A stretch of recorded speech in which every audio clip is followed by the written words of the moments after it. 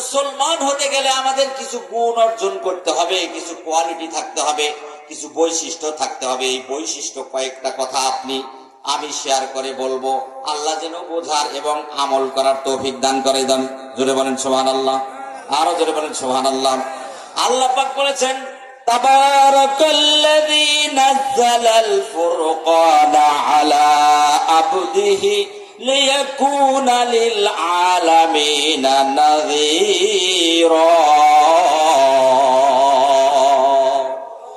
আমার আল্লাহ পাক বলেন, তিনি সেই সত্তা মহান আল্লাহ রাব্বুল আলামিন, যিনি অবতীর্ণ করলেন মহাগ্রন্থ আল কোরআন ফুরকান আমার বান্দার উপর, লিল আলামিনা নাযীরা, যেন এই কোরআন দিয়ে গোটা বিশ্বের মুসলমানদেরকে, মানুষদেরকে তিনি যেন সতর্ক করতে পারেন। এই জন্য কোরআন আসছে। কোরআন ফতোয়ার জন্য আসে নাই, কোরআন তাবিজের জন্য আসে নাই, কোরআন শুধু তেলাওয়াতের জন্য আসে নাই। তেলাওয়াত করবেন আরে চুমে খাবেন এই জন্য আসে নাই, কপালে লাগার জন্য আসে নাই। কোরআন দিয়ে কনস্টিটিউশন, কোরআন দিয়ে সমাজ, রাষ্ট্র, দেশ পরিচালনা করার জন্য কোরআন সংসদের মধ্যে তেলাওয়াত হবে, কোরআনের আইন বাস্তবায়ন হবে, সমাজের সর্বক্ষেত্রে এটা ছড়িয়ে পড়বে। আর এই কোরআন যদি বাস্তবায়ন হয় তাহলে সমাজ শান্তিতে ভরপুর হয়ে যাবে। যারা বলেন ঠিক না বেঠিক? এটা আমার কথা নয়, আল্লাহ পাক বলছেন, ওয়ালা তাহিনু ওয়ালা তাহজানু ওয়া আনতুমুল আ'লাউনা ইন কুনতুম মুমিনিন। আমার আল্লাহ পাক বলেন, ওয়ালা তাহিনু ওয়ালা তাহজানু, তোমাদের কোনো চিন্তা থাকবে না, টেনশন থাকবে না, কোনো দরিদ্রতা থাকবে না, ভয় ক্ষুধা কোনো কিছুই থাকবে না। যদি তোমরা, if you can be real মুমিন, যদি তোমরা সত্যিকার অর্থের মুমিন হও, বিশ্বাসী হও, আল্লাহর প্রতি, আখিরাতের প্রতি, জান্নাতের প্রতি, জাহান্নামের প্রতি ঈমান যদি তোমাদের সঠিক থাকে, তাহলে তোমাদের কোনো ভয় ক্ষুধা দারিদ্র সংকীর্ণতা কোনো কিছুই তোমাদের থাকবে না, সব শান্তিতে পরিণত হয়ে যাবে। আসমান জমিন সব আমাদের জন্য কল্যাণকর হয়ে যাবে। জোরে বলেন ঠিক না বেঠিক? কিন্তু কপাল পরা মুসলমান, এই কোরআন আমরা পড়তেও জানি না, এটা পড়ার চেষ্টাও করি না, কোরআন থেকে অনেক দূরে।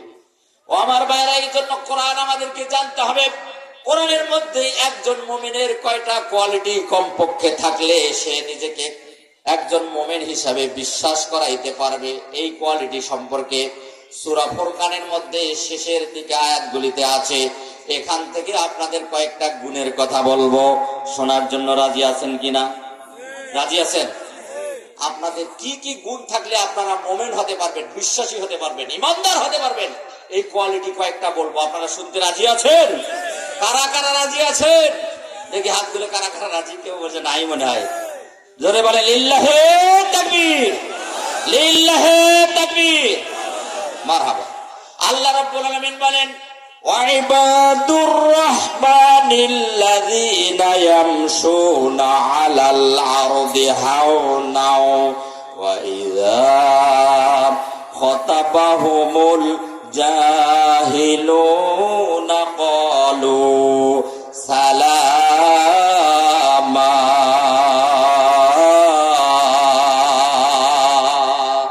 ভাইরা আমার, আল্লাহ পাক বললেন, ওয়াইবাদুর রাহমানিল্লাযীনা ইয়ামশুনা আলাল আরদ, আল্লাহর প্রিয় মাহবুব বান্দা যারা হতে চায়, আল্লাহর প্রিয় বান্দা যারা হতে চায়, রহমানের প্রিয় বান্দা যারা হতে চায়, তাদের এক নম্বর গুণ থাকতে হবে, তারা হবে বিনয়ী। কি হবে? বিনয়ী।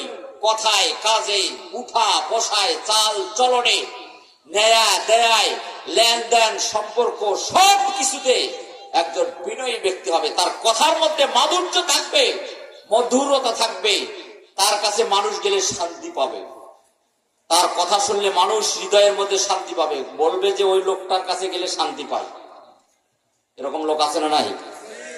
আর কিছু লোক আছে যার কাছে গেলে মানুষ কয় দূর, একটা বেকুব শয়তান, ওর কাছে গেলে খালি দুনিয়ার আবল তাবল কথা ছাড়া কিছু নাই। এরকম লোক আছে না নাই? এরকম লোক আমাদের এলাকায় নাই। এগুলি সব ওই যে ওই ফলগাছার ওই পাশের ওই বামনডাঙ্গার দিকে, কথা বোঝেন নাই? সম্মানিত ভাইরা, এই জন্য একজন বান্দার প্রথম নম্বর গুণ হলো আপনার হেফাজত থাকতে হবে এই মুখটা। আপনি হবেন একজন বিনয়ী ব্যক্তি, একজন মাধুর্য ব্যক্তি। আপনার কথা কাজ, আপনার ওয়েট থাকতে হবে। এমনি খালি ছাগল পাগলের মতো কথাবার্তা বললেই হবে না, বিনয়ী হতে হবে। এটা হলো 1 নম্বর কোয়ালিটি, 1 নম্বর গুণ। মোমেন হইতে হলে 1 নম্বর গুণ হলো তাকে বিনয়ী হতে হবে, হাম্বলনেস হতে হবে, অর্থাৎ তাকে মাধুর্যবান ব্যক্তি হতে হবে, তাকে সহিষ্ণু ব্যক্তি হতে হবে। আল্লাহ পাক যেন আমাদের এই গুণটা অর্জন করার তৌফিক দান করেন, যদি বলেন আমিন। এত কর্কশ ভাষা ব্যবহার করে কিছু লোক, এত কর্কশ ভাষা, মনে হয় যে ওই একাই সব, আর কেউ কিছু না। এরকম লোক আছে না নাই? আছে না এরকম সমাজে? সমাজে এরকম লোক আছে, মানুষকে পাত্তাই দেয় না, মনে হয় আমি সব। সম্মানিত ভাইরা, এই কথা, এই কাজ, এইগুলি করা যাবে না। এগুলি ইমানদারের লক্ষণ নয়। ইমানদারের লক্ষণ হলো আপনি বিনয়ী হবেন, আপনি সত্যবাদী হবেন, সত্যাশ্রয়ী হবেন, ভালো মানুষ হবেন। আপনাকে মানুষ স্মরণ করবে, আপনার ঠেকা থাকবে না। আল্লাহ পাক কবুল করুক, জোরে বলেন আমিন। ও আমার ভাইরা, 2 নম্বর গুণ হলো, অনেক ব্যাখ্যায় যাইতে পারবো না। আল্লাহ পাক বলেন 2 নম্বর গুণ হলো ইয়ামশুনা আলাল আরদি হাওনা ওয়া ইযা খাতাবাহুমুল জাহিলুনা ক্বালু সালামা। যখন কোন ব্যক্তি আপনার সঙ্গে তর্ক বিতর্কে লিপ্ত হবে, এই সময় আপনি তর্ক ছেড়ে দিয়া, সালাম দিয়া সেই স্থান থেকে কেটে পড়বেন। তর্ক করা যাবে না, কারোর সাথে তর্ক বিতর্ক করা যাবে না। এটা 2 নম্বর গুণ। কয় নম্বর গুণ? 2 নম্বর গুণ। এরপরে 3 নম্বর গুণ হলো রহমানের প্রিয় বান্দা যারা হতে চায়, তার 3 নম্বর গুণ হলো সিজদা দেয়া। সিজদা কারা দেয়? যারা নামাজ পড়ে তারাই সিজদা দেয়। তাহলে সিজদা দেওয়ার অর্থ হলো আপনাকে নামাজি হতে হবে, নামাজি হতে হবে, সিজদা দিতে হবে আল্লাহকে।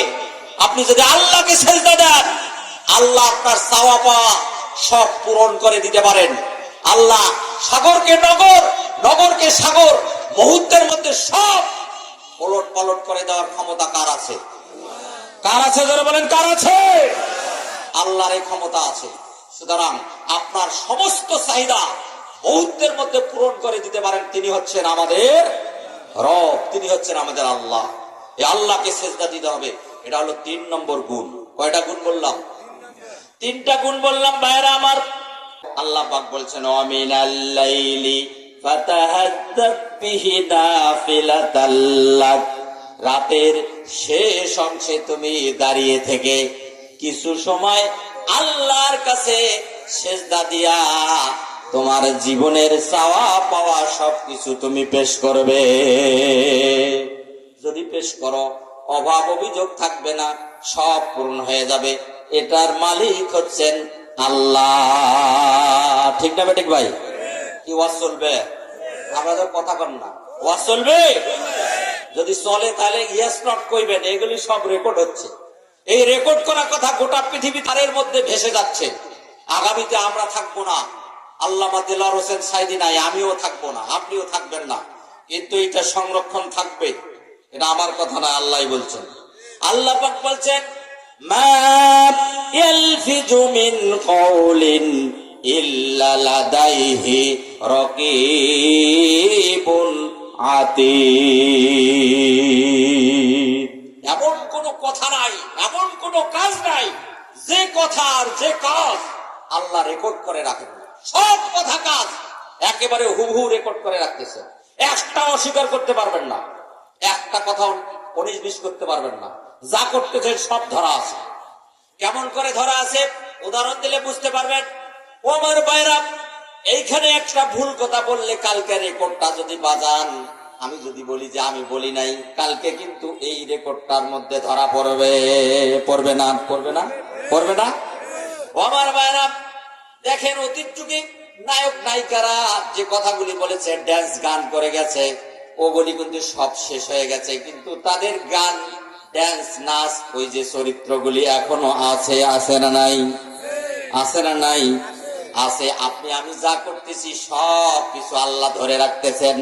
আল্লাহ পাক বলেন কিয়ামতের মাঠে যখন প্রত্যেক ব্যক্তিকে বিচারের কাঠগড়ায় দাঁড় করানো হবে, বিচারের ফাইল যখন তার ওপেন করা হবে, খুলে দেওয়া হবে, তখন সেই ব্যক্তি অস্বীকার করবে, আল্লাহ এগুলি আমি করি নাই।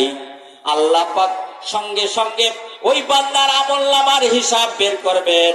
আল্লাহ পাক বললেন যে ওই ব্যক্তির আমলনামার সব হিসাব বের করে আনা হবে, আর বলা হবে এই যে তোমার আমলনামা ডকুমেন্ট সহকারে, প্রমাণ সহকারে সব দলিল দস্তাবেজ যেমন দলিল করলে 100 বছর পরে আপনার দাদার দাদা একটা জমিনের মধ্যে ওই দলিলের মধ্যে স্বাক্ষর করে গেছেন, পৈতৃক সম্পত্তি হিসাবে আপনি সেই সম্পত্তিটা ভোগ করতেছেন।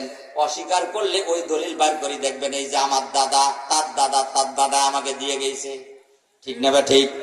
আল্লাহ সেই দিন দলিল বের করে দিয়ে বলবেন, হে বান্দা তুমি অমুক দিন রাতের বেলায় এই কাজগুলি করেছো, দেখো তোমার ডকুমেন্ট সব আছে।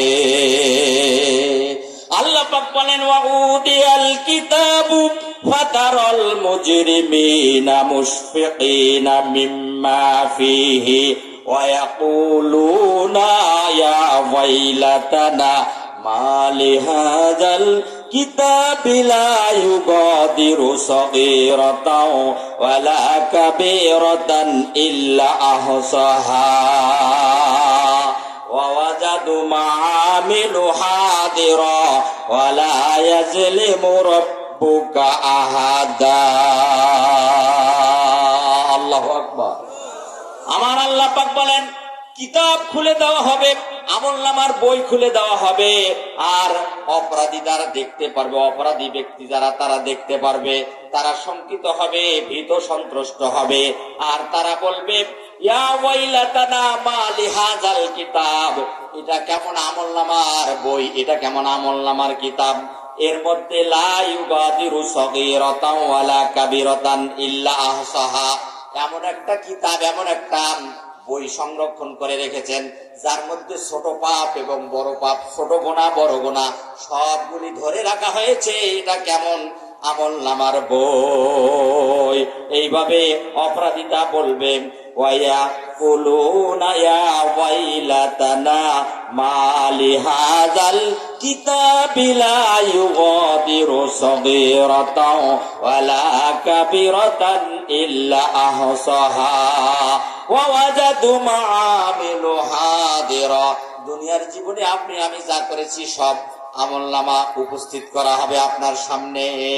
এরপরে বলা হবে ওয়ালা ইউজলামু ওয়ালা ইউজলামু ওয়ালা ইয়াজলিমু রাব্বুকা আহাদা, কোন ব্যক্তির প্রতি বিন্দু পরিমাণও মানে জুলুম করা হবে না। যেটা করেন নাই সেটা আপনার উপর চাপানো হবে না। যা করেছেন সেটার শাস্তি দেওয়া হবে, যা করেন নাই তার এক বিন্দু শাস্তি আপনারা পাবেন না। যেটা করছেন সেটাই ভোগ করতে হবে। সম্মানিত ভাইরা, এরপরেও কিছু বান্দা কইবে যে না এগুলা আমরা করি নাই, আল্লাহ এগুলো করি নাই। আল্লাহ তখন আরো বলবেন আল-ইয়াউমা নাখতিমু আলা আফওয়াহিহিম ওয়া তুকাল্লিমুনা আইদিহিম ওয়া তাশহাদু আরজুলুহুম বিমা কানু ইয়াকসিবুন। জোরে বলেন আল্লাহু আকবার। আল্লাহ রাব্বুল আলামিন বলেন, এটা হলো কোরআনে কারীমের সূরা ইয়াসিন 65 নম্বর আয়াত, 36 নম্বর সূরা। এই আয়াতের মধ্যে আল্লাহ বলেন কিয়ামতের মাঠে ওই ব্যক্তির মুখগুলা বন্ধ করে দেওয়া হবে, মুখ এইভাবে বন্ধ করে দেওয়া হবে, হাত কথা বলবে, পা সাক্ষী দেবে।